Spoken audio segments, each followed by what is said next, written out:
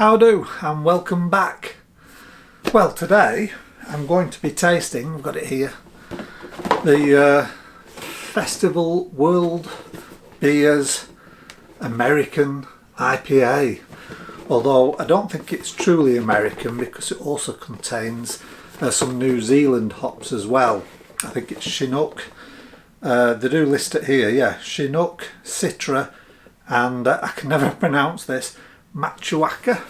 So that's a New Zealand hop, I think.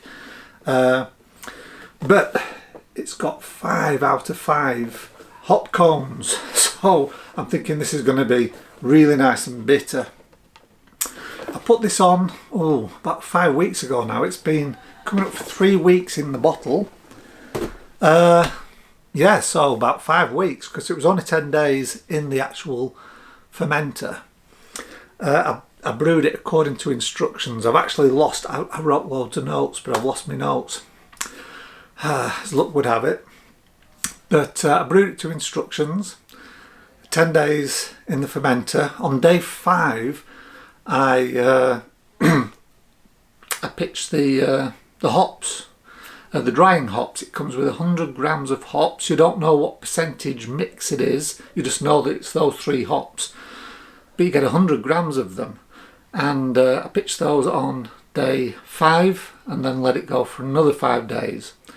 What I also liked about this kit is it's got 20 grams of yeast with it. And how many kits do you get 20 grams of yeast? I don't know. But anyway, let's crack it open and we'll see what it tastes like. I've got it behind me here. Oh, I'm in the spare room. There we go. So this has been in the fridge now for about 3 days and it's ice cold. I don't know why you always think American style beers should be ice cold. I don't know if that's true. If you're in America, let me know. Because I know they always think we drink warm beers. So I think they drink ice cold beers. It looks really nice in the bottle. Maybe a little bit of chill haze. But it's nice and clear. So let's open it and see what it tastes like. Nice hiss there, CO2. And we'll give it a pour in this pub glass. Oh, beautiful, beautiful golden colour. And I'm pleased about that. Not much head, but then it's ice cold. Oh, I'm pleased with the colour.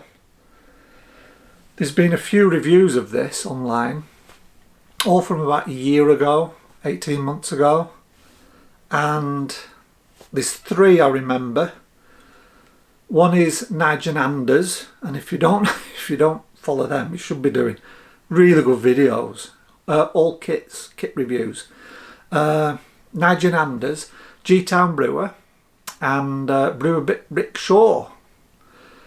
They all reviewed this, and I know on camera beers tend to look darker, you know, the light. But theirs look like an amber, like a pub pint. You know, like a pint of bitter you'd get, like a dark amber. So I don't know, maybe they've changed the recipe, but this isn't. This is a beautiful golden, darkish copper, golden colour. Beautiful. Okay, let's go for the aroma. Well, it's really cold, so I'm not getting much, but I am getting some hops, so a bit of pininess, some fruitiness as well, but I'm not really getting much malt. Now I know Nige and Anders were saying that theirs was quite fruity. They was talking about like, I think they were talking about like curranty, fruity sort of flavours. I'm not getting that in the aroma with this.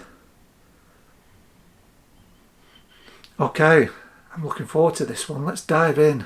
There's not much of a head. But oh, I'm sorry, I forgot. It's about, I think this is coming close to about 6%. It was, I think it started about 10.52. It went down to 10.10. But then I've also got 0.5% for the brewing sugar, and I use dextrose. I'm using dextrose now all the time for the priming. I think it gives a much better quality of carbonation. Sorry. than just normal table sugar. So that adds about another 0.5% on. So I think this is pushing close to 6%. Right, let's go in. Cheers, let's take a taste.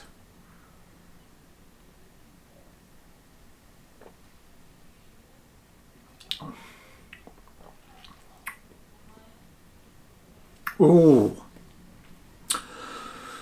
Ooh, that's cold. My, that's tasty. That is really tasty. Very light malt. Just light malt, a little bit of sweetness there, that's all. It's not what Nigel Anders was talking about with all this deep flavours. But then again, theirs was a really deep amber colour. It was all, like I said, it was like a pub pint, like an English bitter. This is quite light malt, a little bit of redness, sweetness, that's it.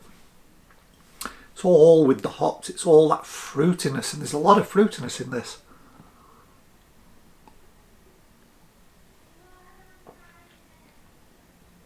Tropical fruit. That'll be from the New Zealand. A little bit of grapefruitiness coming in. And that citra finishes with that citra. That lemony sort of little bit of sharpness as well. It's coming in. Maybe some watermelon, not watermelon, grapefruit is coming in. What a nice mixture. It's like a salad. Mixture of different fruits.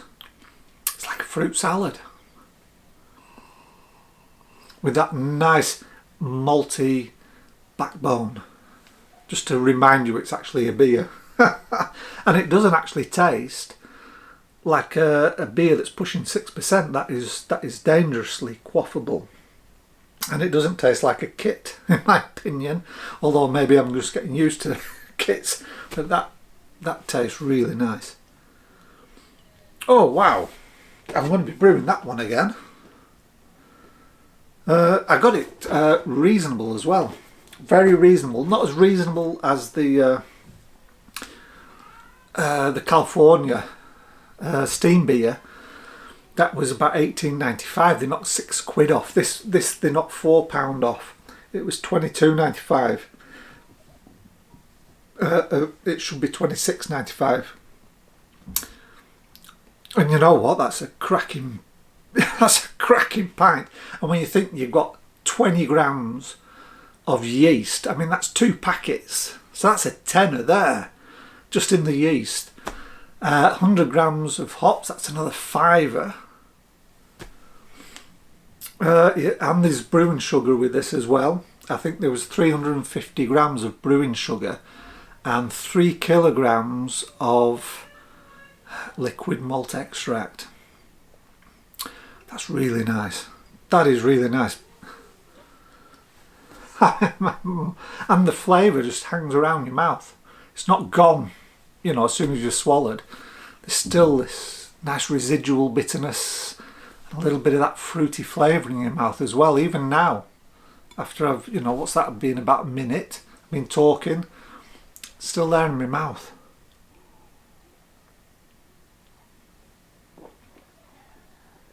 Oh, what a nice beer. Oh, I can see this not lasting long at all, which means it's pretty good.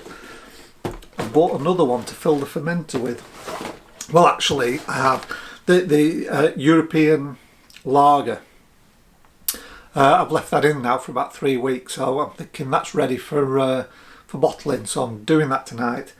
I've used Nova lager yeast. I'm actually using a mixture. I've used the Cooper's yeast, which is a lager yeast, but I've also used Nova lager because they do say on the instructions with European lager that you should leave it for 3 months. I can only imagine it's to do with the yeast, so I pitched Nova lager, and Nova lager is fine after about 2 or 3 weeks in the bottles, so I thought I'll pitch that one and we'll see what that tastes like. And in that fermenter is going to go this. Oh, hang on a second, let me just put this down. I've never tried this range before. I'm really behind on kits. Hazy Zesty Fruity Hazy IPA from Muntons. I've heard nothing but good reviews on this kit, so this is going to go on. I'm going to follow the instructions. Always when you get a kit that you've never brewed before, I think it's always good practice just to follow the instructions and see if you like it, and if you do, you don't have to do anything to it. Sorry, it's nice and gassy, that IPA. But if you think there's some tweaks you can make, then at least you know what your base is. So it's always better to brew a new kit to instructions, just to give you that baseline. So I'm going to brew this according to instructions. No doubt it's 2 weeks fermenting, 2 weeks in the bottle, that sort of thing. So yeah, so this is going to be the next one. And when will that be? Oh, that'll be the middle of May. We'll see what that tastes like. In the meantime, I'm going to be happy with this. I certainly am. Oh, and I've got a Golden Stag as well. I've got a Golden Stag to drink. That's another festival kit, the Festival Golden Stag. I'll probably be reviewing that a couple of weeks. Probably reviewing it in a couple of weeks' time. And I brewed that simply because my mother, she has a partner, my father's died, and they're both in the 90s. And he likes to drink Hobgoblin Gold. And I'm thinking maybe the Golden Stag is, you know, I know it's a decent beer, a very good quality beer like this. It's Festival, 2-can kit. So I know, you know, he's going to like it as a beer, but I'm hoping he will like it as a substitute for the Hobgoblin Gold, and then I can help save him a bit of money because he's 90, he's living off a state pension. And I thought, well, you know, if I put the kit on every month or two, and I can give him the bottles, or at least 20, and it'll just help him out. So when I taste it, I'll probably maybe have a bottle of the Hobgoblin as well, and just see how similar the two are. Hopefully they will be quite similar. I seem to recall it was a nice citrusy, quite bitter golden ale, which is what the Hobgoblin Gold is. So hopefully the two will be quite similar. It's not a clone, but hopefully it'll be quite similar, and then I can just sort of like maybe help him save some money, because he usually likes to have a pint a night, you know. Anyway, rambling. This is really, really nice. If you haven't tried it, definitely do. And for the price, if you can get it, you know, a little bit off, like I got it at $22.95 from brew to bottle. It was in their sort of like discount section, something like that.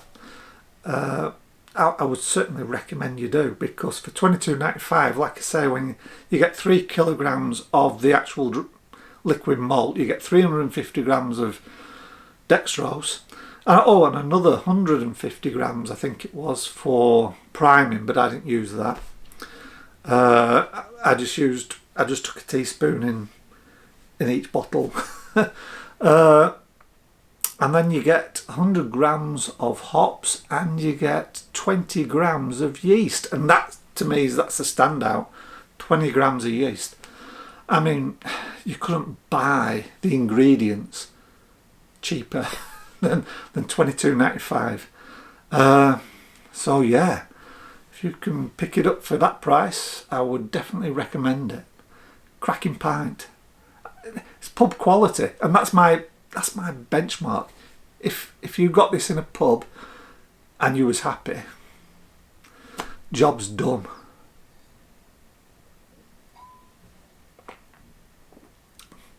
And I'll tell you what, in a pub, I'd be over the moon with that. I really would. What a cracking pint.